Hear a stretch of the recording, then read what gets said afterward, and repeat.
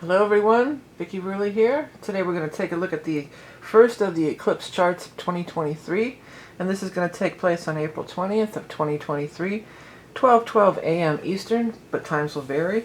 This is an astrology reading, but it's also very much a psychic or intuitive reading. So while we're going to be referring to the astrology, it's really a jumping off point for downloads and messages from my guides. My name is Vickieverlie, and I am the Rock and Roll Prophetess on YouTube. Do not be fooled by imposters.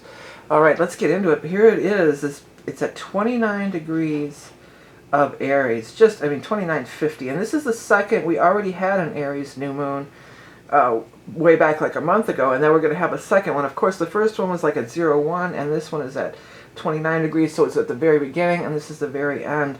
This is square. The thing that grabs me right off is how it's squaring the Pluto, and even though Pluto has transitioned into the zero thing, it's going to be going zero Aquarius. It is going to be going back into that 29 Capricorn, and it's an out of sign square. It's very much activating this, and it's almost as if it's saying we're not quite done with this Pluto energy. We're not quite done with this final transformation of the Capricorn energy, which of course is like the old paradigm, the patriarchy, old types of constraints and enforcements is words that are coming through. So there's a lot going on. It's also, we've got Lilith has moved into zero Virgo over here, and then we've also got the low degrees of the Saturn here too. So it's this big, again, this ending and this beginning of the new cycles here. It's interesting, something kind of, well, it may be interesting, it's very frustrating for me though. I had a sense, for years I've used Google Drive, and I had a OneDrive too, but I've always used cloud storage, and I had a sense, I go, Pluto's going to be moving into Aquarius. I just had this sense that there might be something going on with the cloud service. So I said, well, I started asking around, and then I found a service. It is cloud, but you have it in your home. It's a dual hard drive, so if one hard drive goes bad, the other one's still good. So it seemed like so great, and you keep it in your home, although you can access it from the internet just by plugging it into your modem, and it's the Western Digital. Well, I'm recording this on Wednesday night, actually right before the full moon in Libra, and since Sunday, Western Digital has gone down. So there is that Pluto in Aquarius, because Aquarius rules over the technology. And I had that sense. It's so funny, that's how these psychic things really work. You get this vague kind of download and you're really not sure what it means. I did a whole video on it if you want to go look through some of my videos out there. But yeah, so here I am. I'm trying to be safe. I had a feeling something was going to go on with the cloud service. And what did I do? I choose the one that is going to crash. It's 6 months later or whatever. So I don't know if it's crashed, but I haven't been able to access my files for several days. And my whole business and everything is on there. All my artwork is on there, and I can't get to any of it. So you do have the hard drive on your desk, and there's ports. There's USB ports and Ethernet ports, but none of them can plug into the computer without this cloud interface, which is a screwed up kind of system anyway. But people on Twitter are losing their mind about it. I am too. It's not cool. If nothing else, they should just at least give us some kind of download so we could access the hard drives that we have, in our possession here. So hoping that the data's going to be okay or anything, but this is just one of the, kind of a wonky or kind of negative things that could happen with this Pluto in Aquarius, and I did really have a strong sense of that. So then you got to look at it at laws of attraction. So did I attracted it right to me, didn't I? I switched from the drives, the cloud services I had, and I went right to the one that was going to crash. So is it like a chicken or the egg thing? Did I pick it up or did I attract it? It's kind of a both thing, but. Pluto, there could be a lot more. There's going to, as I said, I did the whole video on the Pluto and Aquarius. There is going to be a lot of changes in technology for sure coming up. So everything's, the wheel goes around, it goes to 29 degrees, and then it goes back to 0 degrees, right? So everything is, at the ending, the 29 degrees, and then at the new beginning of 0 degrees. It's showing all throughout the chart. And this new moon eclipse is really emphasizing that. And it almost, it's a square, and it feels like it's an agitation to that Pluto thing. I just got a fall from power. Well, we're definitely seeing that, and with politics, we're definitely been seeing some of that. It's also, it's making the aspects of a Neptune at 26 degrees. It's got Pallas over here at 25 degrees. We've got Ceres over here at 24 degrees. Juno's up here in the 20s too. So, you know, this chart is all intermingled, all twined together. The 29 Aries, though, it's a critical degree. It's what we call a critical degree. I think people have been using a different name for it lately, but I always call it a critical degree. They're calling it, I want to say, not Adirondack, isn't that the chairs? Anoretic. They've been calling it anoretic degrees. But I always called it critical degree. Whatever the case, it's very karmic, it's very poignant, it's very impactful. And so, you know, this is, and there is Mars, its ruler, Mars. Aries is ruled by the planet of Mars, of course. Aries, Mars, first house. And the planet of Mars is the god of war. It's the god, you know, we're going to be, there's a good chance for uprising, anger. People are angry about this thing. You're probably oblivious to it if you don't have that device, but if you go on Twitter, people are freaking out. Yeah, so, you know, people are angry. They're angry and they're acting out. And it's also because it's at 29 degrees, there's a sense of things that have been building and building and building. You know, it's like a volcano erupting, or even like what they're showing me is like maybe even a cyst or something, you know, that's been beneath the surface, and then it's just going to, you know, like burst. And I think I used this analogy before, but they are showing me that again. You know, when you do have something like that, then a pus or, you know, nasty comes out of it. Ugliness, there's ugly, nasty stuff that was hidden beneath the surface, but once it's removed and once it's exposed, and blood, they're saying blood too, yeah, and blood, and then it can truly heal. You know, once we've got to, you know, pop that zit or whatever you want to call it. You know, the Jupiter is right in there with it. The Jupiter's only 6 degrees off too, so that's even adding more fuel to the fire, or even more emphasis. Now, and the Jupiter also is still conjunct in the Chiron here in a 7-degree orb. I would not count the Chiron with the thing, though. That's, you know, that's 13 degrees. That's pretty far off. But the Jupiter's kind of the tie-in, as the Jupiter's connected to the new moon point, and the Jupiter's connected to the Chiron, too. So Jupiter's Jupiter's emphasizing all this Aries energy. A lot of Aries energy, a lot of,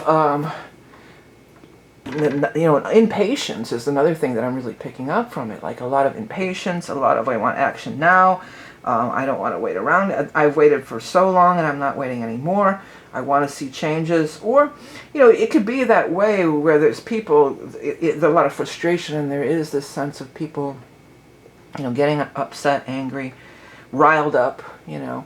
But there also is this sense of things, if you're on the other end of things, which you could be, you know, there's a sense of people being, you know, relief could come. You know, something that's been a long festering wound could finally, you know, be cleared away. There could be a major clearing, even though it's a new moon. It is a real powerful time. I don't know, is the Mercury retrograde yet? No, the Mercury is not retrograde yet.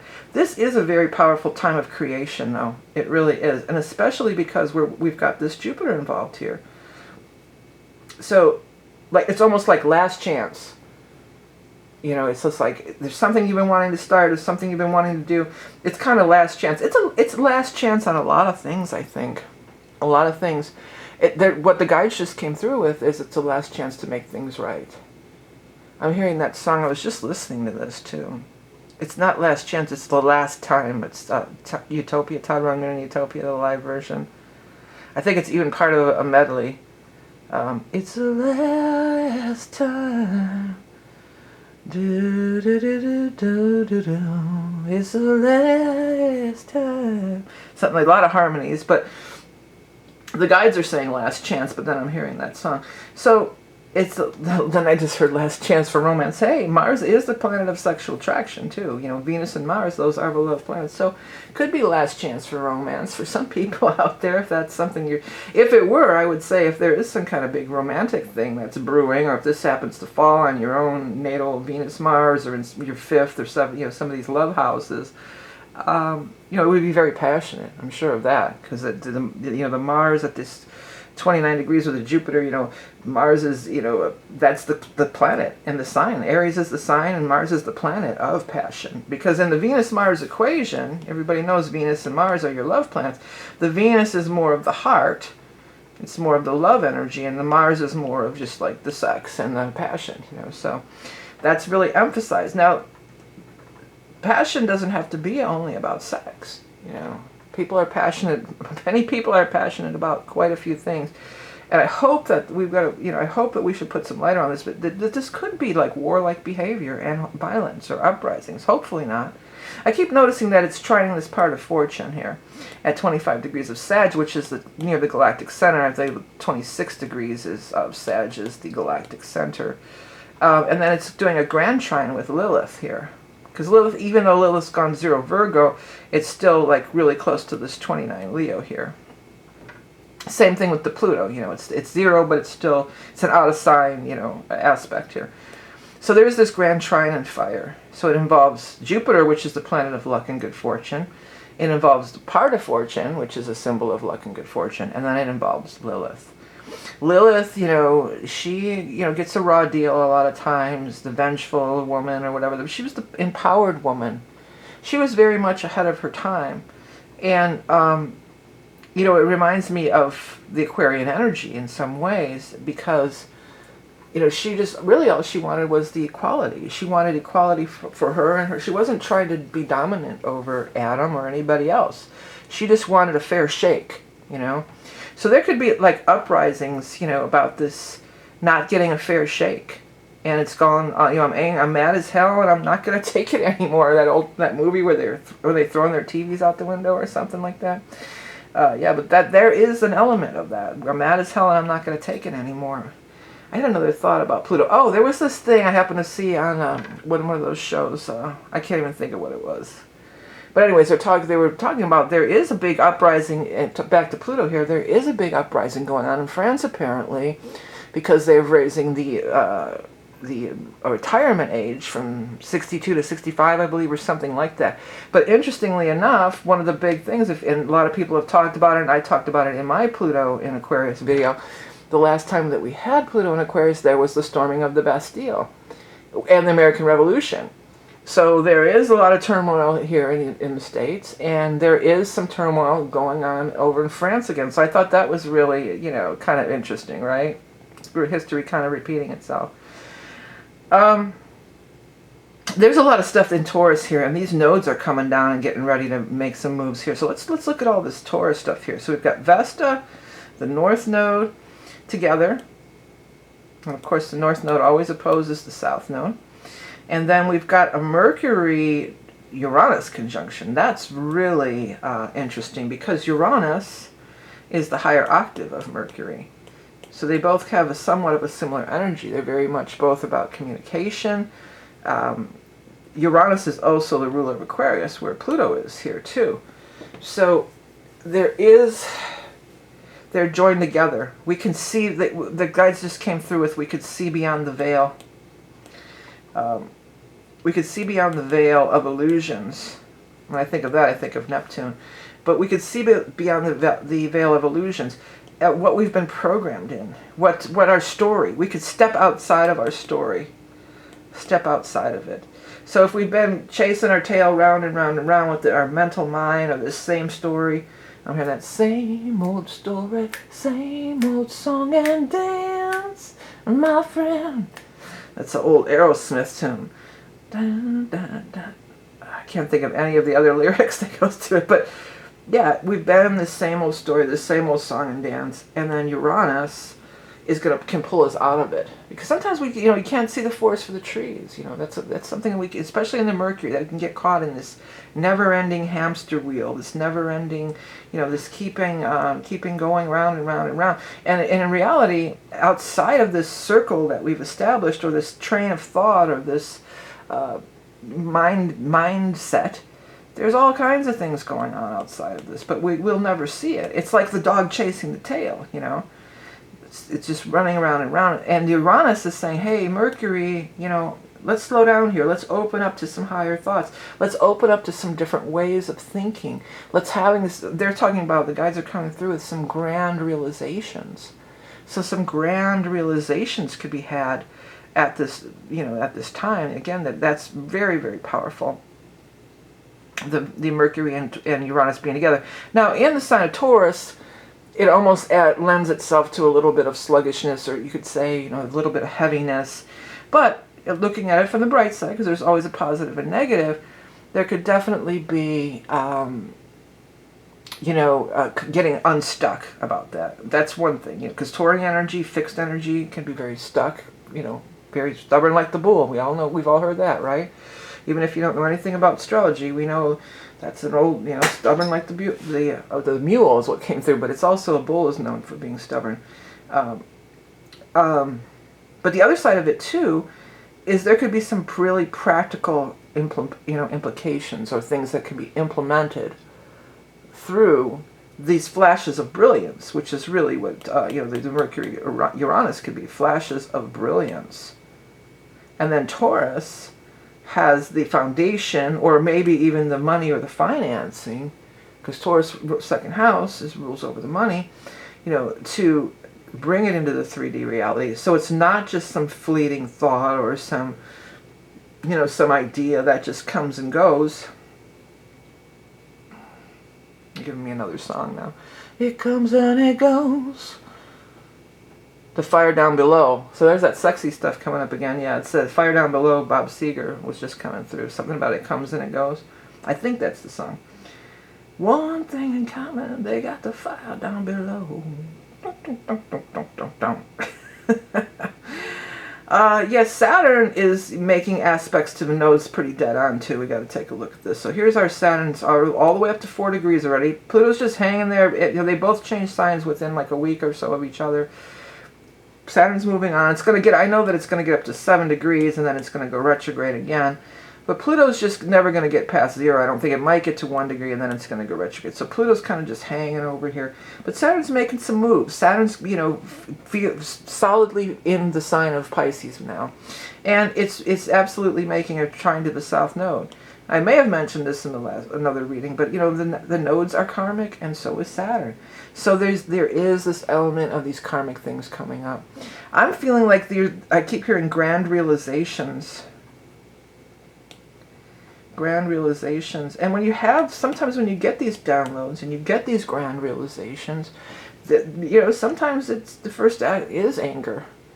When there could be things like that revealed that would incite some anger.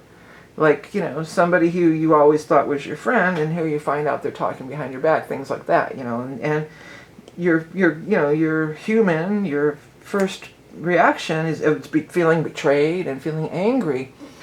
But what is the lesson there, It's time to move to a higher level. Because anything that's all gossipy, the lower side of the Mercury energy, gossipy talking, the Mercury Gemini energy can be that snake oil salesman, the used car salesman stuff. And so there is that vibe of it too. But if you've encountered a situation where it's expressed, that energy is being expressed in that manner, it's always, Uranus is saying, come on, Mercury. Come on, buddy. We don't need this crap. I've got, wondrous things to show you. Pluto has just entered my sign. Doors are opening. The cosmos is aligning. It's just like there's a magical life to be had. Don't get way down into this stuff. Don't spend too much time in that anger. Don't let it resonate. Don't let it manifest again in the physical body. I know I talked about that the last time. Speaking of Gemini, because we do have the Gemini is ruler of Mercury, of course, but we do have Venus has moved up into Gemini here. And that's also making a square over to the Saturn again. So karmic relationships could be coming in, definitely. When you got a Saturn square Venus, this is bringing up karmic relationships in love. It could be money too, especially from some institution, Saturnian, old school, bank or investment firms or even government and things like that. Well, I'm picking up Wall Street, I'm picking up Wall Street tycoons. Okay. Yeah, those Wall Street tycoons. The other thing is the Lilith is opposing the Saturn, and so we've got this T-square here with Saturn, Venus, and Lilith. The two girls and the guy here, the feminine and the male. These two opposition, it's almost like, they are opposite energies to begin with when we're talking about the Saturn and the Lilith here. Lilith is the strong woman, and Saturn is the strong man that wants to domineer. So there's a face-off there. But we do have this. And I think that's a way that the Venus in Gemini could really play in a positive way, is that maybe where we've been in a standoff, no, like Saturn's saying, no woman, you will submit. And Lilith's like, no man, I will not, you know. And it could be like, and the Mars is again fueling that fire, and I'm going to fight you, anger stuff. But when we've got this nice Mercury thing, and then the Venus in Gemini, you know, kind words could be spoken, kind words could be exchanged. There could be, with the Uranian's energy, be a new understanding. New understanding where there has been standoffs. You know, there could be a new understanding. There could be breakthroughs coming through. I mean, that's not spelled right, but you know what I'm talking about. Breakthroughs, insights, downloads. It's almost, for some, I'm feeling like, I heard it's the last chance to make peace. That Todd Rundgren song will not leave my head either. It's the last time. Do, do, do, do, do, do. It's the last time. Da, da, da, da, da.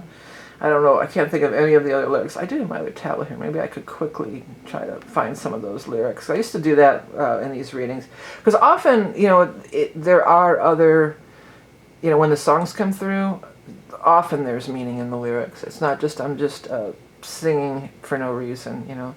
The Last Time. Let's see if I can find that. Time? I think it might be called The Last Time. Well, there's a lot of songs called The Last Time by Todd. There we go, Todd Rundgren. Let's see. The Very Last Time, it looks like it's called. It says, sometimes I wonder if I'm still alive. How much abuse can someone stand and survive? Wow. I mean, this could be abusive. Mars could be abusive. That Aries 29. You know, how long I've waited for the day to arrive when I won't be a fool no more. Nobody knows how you push me around. Nobody sees how you treat me like I'm your clown. Wow. I've never made a sound. See, that's something too. If you've never, people could be speaking out. People that, this building energy, you know, we could speak out. And, you know, it's better to speak out in this Venusian way rather than let it build, and then explode, you know, just kind of go off. Nobody sees how you treat me like this clown. I've never made a sound. It's the very last time you'll get on my case. It's the very last time, because I won't be a fool no more. It's the very last time. Well, 29 degrees. It's the very last time, definitely. You will step on my face. Wow. It's the very last time, because I won't be a fool no more. I just remember the look in your eyes, just a reflection of things you despise. Wow. But sooner or later, it's a beautiful song too. I never knew the lyrics were so you know, like this. So they're perfect though for this. The downside of the Martian energy, how the downside of it could be expressed, that just a reflection of things you despise. Wow. But sooner or later I've got to get wise. Yeah, we've got to get wise. Uranus brings the wisdom. Aquarius energy brings the wisdom. Even Saturn can bring the wisdom. Sooner or later I've got to get wise, and I won't be a fool no more. Nobody sees how you treat me like dirt. Nobody knows just how badly a man can hurt. You've got a lesson to learn. I still feel the sting of your words. You know, that's when Mercury, downside of that, you know, I guess Mercury can cut words. They can be very cutting in their words. But I won't cry no matter how much it hurts. Lilith. That's Lilith and Virgo too. I won't cry no matter how much it hurts. My head may go crazy with the Mercury Uranus. My heart may burst. But I won't be a fool no more. No, I won't be a fool no more. Interesting. See, it's cool how these lyrics totally line up a lot of times. So I'm just going to take a quick scan of this. You know, I think we talked about the Jupiter stuff, squaring the Pluto. We did talk about that. We've got the Pluto squaring the Moon. Yeah, well, that's the new Moon energy. We did talk about that right off. Jupiter's conjunct, Uranus conjunct Mercury. We did. Mars is sextiling Mercury. Yeah, you know, that's a pretty wide orb. I mean, I guess it's not. Well, here's the Mars in Cancer, you know, and it doesn't like being in Cancer. It's not a great placement for it. But of all the zodiac signs, the Cancer energy is the most nurturing, the most kind, the most nurturing, mothering. You know, it is the divine feminine. So Mars could maybe learn a thing or two here, you know, with this, utilizing this Cancer energy. Communicating, yes, maybe even fighting fair could be a thing, you know, because nobody's going to get along all the time. People are going to get into arguments, but there's a thing of fighting fair or, you know, vicious attacking, you know. When you let it bubble up and then you explode on somebody, that's not cool. So, you know, you could get your point across, you can get your message across, expressing, you know, the things that are irking you or getting you, you know, riled up with the Mars energy in a loving way, you know. You could, somebody, if you have, especially if this again is on your romantic thing, you could find somebody who's, a, you know, a very, you know, caring lover. You know, that could be if somebody's out there looking. And I found always that you know, somebody with Mars and Virgo are very caring lovers. I've always found they really care about pleasing. You know, they want to please you. They want to make sure that you're being pleased as well. And we talked about the sextile and the trine to the nodes. So, you know, again, this is the Saturn is the fate, the karma, the lord of the karma, with the nodes of fate. You know, so they're interacting. We're all being called to rise to our true soul's calling. And with Pluto and Aquarius, we're being called to rise to, you know, to the collective. Aquarius 11th house is about the collective and about the Uranus energy, the higher expressions of humanity, of taking that high road, of calling in our higher self or our spirit guides and our higher helpers. Not letting this kind of thing, this, you know, this anger and everything kind of take us over. But, you know, we've all been there. We've all been in the throes of anger or throes of passion, and you just, you know, like they say, you see red. You see red, and you just can't, you know, pull yourself out of it. It can be hard to pull yourself out of it. This is, you know, we're being called to go in this different direction. You know, the South Node being in Scorpio, and of course the Scorpion is, you know, the stinging tail. You know, it's got that stinger on its tail there. So we're being called to release that eye for an eye stuff. You know, we're being called to transcend, to rise above, to become the new Earth and the new human. You know, this is a big thing. We're getting, Pluto and Aquarius is going to be a big time stuff about upgrading our whole DNA and all that kind of stuff too. I'm going to start, I have a lot of, I know a lot of people are interested in this. I'm going to start making some videos about our star origins. Because when my guides say it's not like that, oh, I'm a Pleiadian, I'm this or that. It's like, you've got hundreds or thousands of, you know, star races in your, you know, it's not just one thing like that. And they've shown me a few, and I've got a couple paintings. I got one underway, and I've got one finished. So I wanted to, that's my next video I'll be doing for this channel. Plan to, anyway. If I can get my damn files out of the cloud thing, you know, the hard drive. I want to show the painting and talk about it a little bit, about some of these star races. But that's going to be becoming more and more apparent to people. That's going to be becoming more and more acceptable, you know, as so many things are. And that's another thing about the Pluto and Aquarius, you know, accepting, you know, just like everything, accepting people's differences, accepting so many things that used to be taboo are no longer taboo, you know. And it's not just about gender and sexuality. It's just like even, you know, legalization of marijuana, you know. I mean, it seems crazy now, but yeah, I mean, it used to be, there's people still sitting in jail for having small quantities of pot, you know. So I was glad that, you know, Biden supposedly was going to release them all or something happened, but that needs to happen, you know. Live and let live, you know. Not try to impose your values and your beliefs on anybody else or dominate anybody else, you know. Go and do no harm, you know. If they're not hurting anybody, then mind your business, you know. It's not hurting you. Why do you care?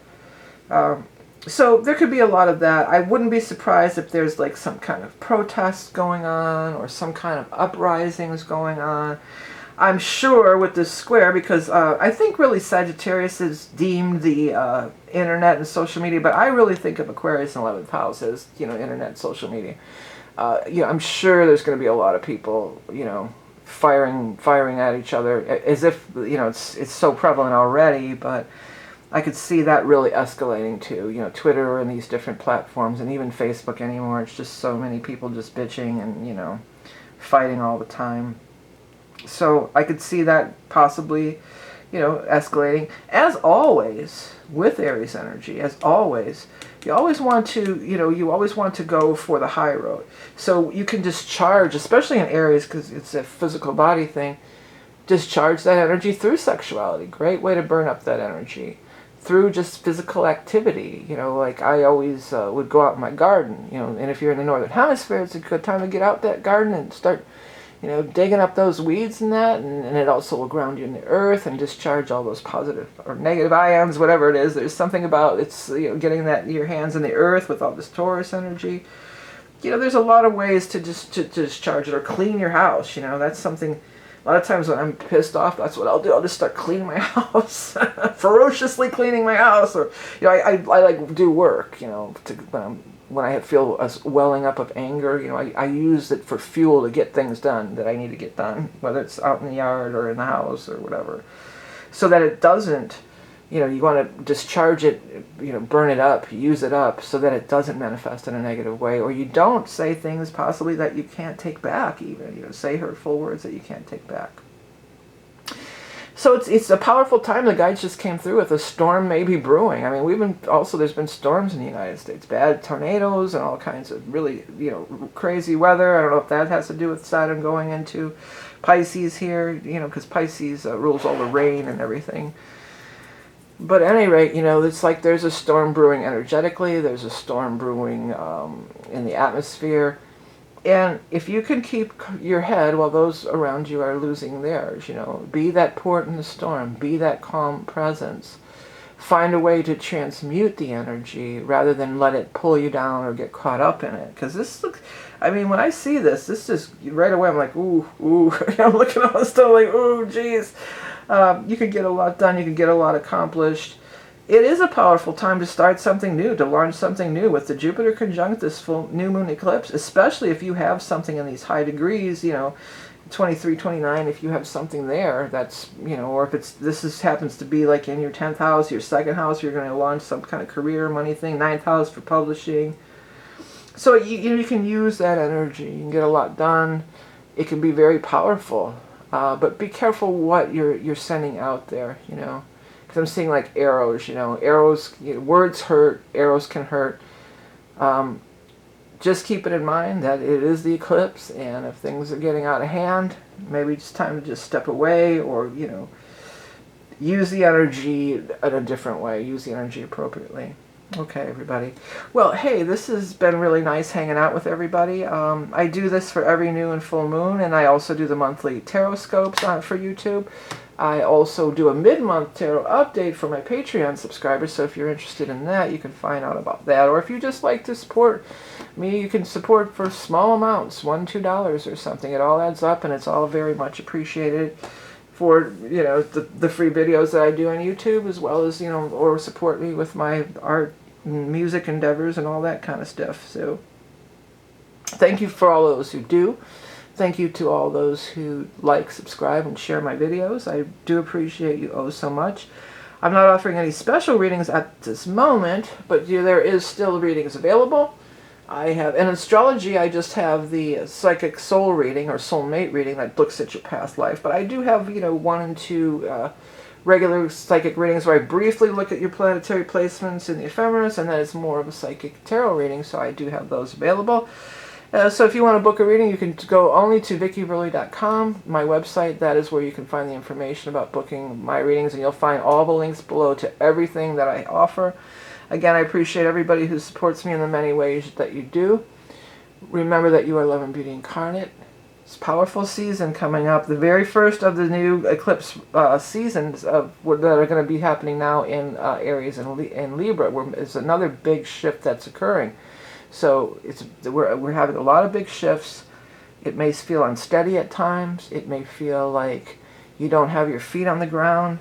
It may feel uncertain. It may make you anxious or angry.